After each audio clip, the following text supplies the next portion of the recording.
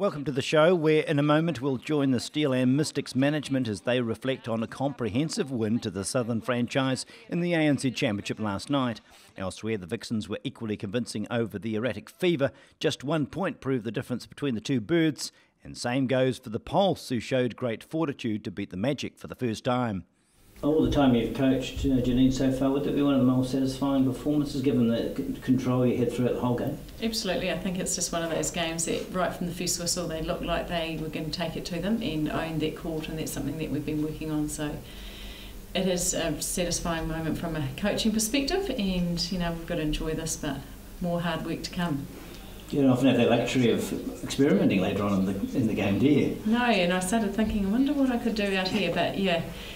It was great to be able to get some of the younger ones on, and in trainings in the last couple of weeks I've really been pushing the starting lineup, and so from that perspective I knew I had confidence to put them out there, and I think they showed what they can do.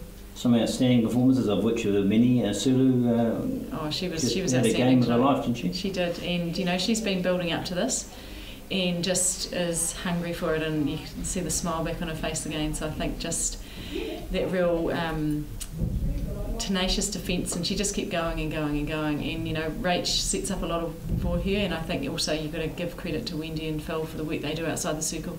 And against quality attacking circle too.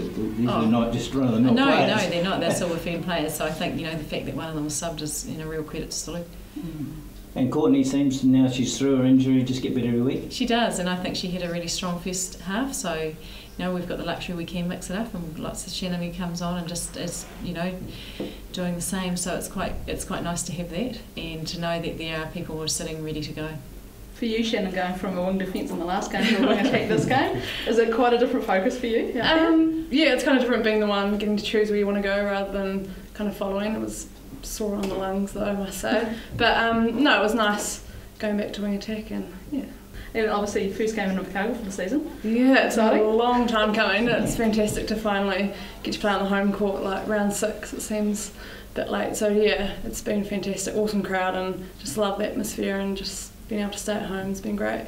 To be honest, there hasn't been many goals in some of the games, and I think on any day any team can take any team, and so we've got to take that into the next 7 rounds to finish up that table. It's more negative, but turnover count looked high to me. I'm not an expert, but the numbers are high. Yeah, and I think maybe that's settling back into it after that time away. The good thing was, from our perspective, is that we didn't let them get back into the game. And Janelle shooting, we talk about it every week, but somebody shooting 100% through most of the game just makes it easy. 53 from 54, outstanding. Volume of shots, and some of them, yes, they're under the post, but some of them are further out, and she's just such a tower of strength in there for us, and I think well fed by the people around her. No danger of being a bit one-dimensional on that? Or? Oh no, we're working on things. We obviously, it's working for us, so we'll keep going for it while it's working, but we have got other plans if we need to, and we're still quite new in our connections and the time together. This is only our 5th game together, so from that perspective we can't go chopping and changing everything all the time. We've got to let settle and keep building, and I think we've got the ability to bring in someone like Tapaio who plays slightly differently to Jodie, so you saw a little snapshot of what she can bring in, and we've also got the option of having Tapaio in there with Jodie, so I think we have got that ability to change up, but for us it's actually been getting the connections and coming away with the results that we needed to, and now that we've got that, the girls just need to take the confidence into the next game. And we switched to an Australian team obviously for the next game. Yeah, so it's a huge challenge for us. We did meet the Swifts pre-season in Melbourne, so we know that they'll be heading, because I think they're on the bye this weekend, aren't they? And they I think they had a loss last week. They haven't been in great form, have they? No, they've been a bit up and down, but everyone's had a win at some stage, and they'll be coming here to try and take us. So different, particularly in their attacking end. They've got a really fast, sharp attacking end, so we're going to have to look at how we counter that. And also, they've got McCloma in the back in the defence end, and she's probably a bit rangier than some of the defenders we've faced. But if we're smart and we play wise, that's where our little changes have to come into play, and particularly in that attacking end. What was the difference between last week's performance and this for you in terms of execution? Yeah, look, I think our execution wasn't at the level that it was last week, and probably that was a credit to the defensive effort that Steel put out there. They really unsettled our flow, so we didn't get the ball through to our shooters quite as effectively as we did last week. Maria, lots of turnovers for both teams today. Yes, lots of turnovers, but just like what Ruth said, Steel did a great job of upsetting our flow. We didn't adapt to what they were doing to us. We just kind of stuck with what we were doing. So I think, in terms of that, we've just got to make sure that next week, if that happens again, coming out with a plan B, C, D after that. So, how much was mental today, and how much was sort of physical in terms of application, do you think? Oh, every game is you've got to be mentally and physically tough. No team in this competition is going to hand it to you with a silver platter, but it's the team that turns up with their A game on the day, and Steel did a great job on us. We've got to make sure that we don't do the same thing as what we did today next week.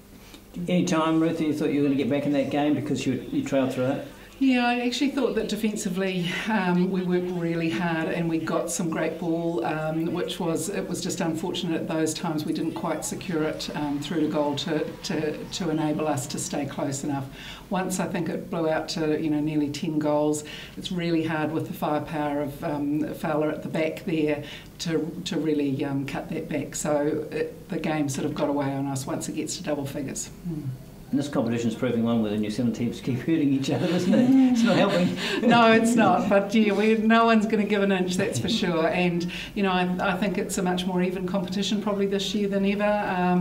And yeah, it's a great competition to be part of. But we certainly, as with all the teams, want to be working on the wins, not the losses. So it's back to the drawing board. But it's still, there's a lot of the competition still to go. So we need to just get back on the horse. Quite similar, I guess, the Mystics and the Steel in terms of the fan base you have, and support just doesn't waver, does it? Do you feel that as a team? And even with the losses, they're right behind you still, aren't they? Oh, it's great. I mean, last week we had our biggest crowd turn up, which was absolutely great after losing our first 4 or 5 games anyway. So, in saying that, today in patches we did some great stuff on defence and attack. It was just more so, we didn't secure the ball enough. We didn't, secure the shot as what we're normally used to or what we're known for. I guess next week we'll be definitely working on that. I guess you come in with a game plan, but the competition is very hard to evolve sometimes as the game goes on, isn't it? Yeah, it is. I thought it was really interesting too that when we were talking about crowd, I thought the crowd was quite quiet to start with, and it sort of was quite eerie out there. And I suppose for us too, being in such a big venue that it is, but I'd have to say they certainly found their voice as the game went on, and I think then the quality of the game provided that enthusiasm for them. You both come from a history of great success, international and national level. How are you coping with struggling for wins? Is it hard to take? Or? God, we've had a up and down pre-season actually year. We have had some huge losses in our team, personnel I'm talking about, but in saying that, we have some great young ones who are just rearing to show their stuff out there on court. They're training really hard. We all are training really hard. It's just more so getting more court time together, I guess, and just being more familiar with with the young ones and the oldies as well, because you've got the course 5, 6, and then the others are kind of just slowly learning. But I wouldn't change any of the girls in our team for anyone. As a captain, I'm very, very proud of how our team's come about. I mean, our first game to now, yes, today wasn't our greatest performance, but we've come leaps and bounds from what we were a couple of months ago. So that's huge for us. The ladder makes good reading for Aussie fans as the top 3 spots dominated by teams from across the Tasman. The Thunderbirds now in the number 1 position, having played an extra game over the other pretenders to the crown. The Magic hold on to 3rd only on their superior goal-scoring differential over the Fever and the Pulse. The Steel's next game against the Swifts will tell all about their ability to contend a finals berth.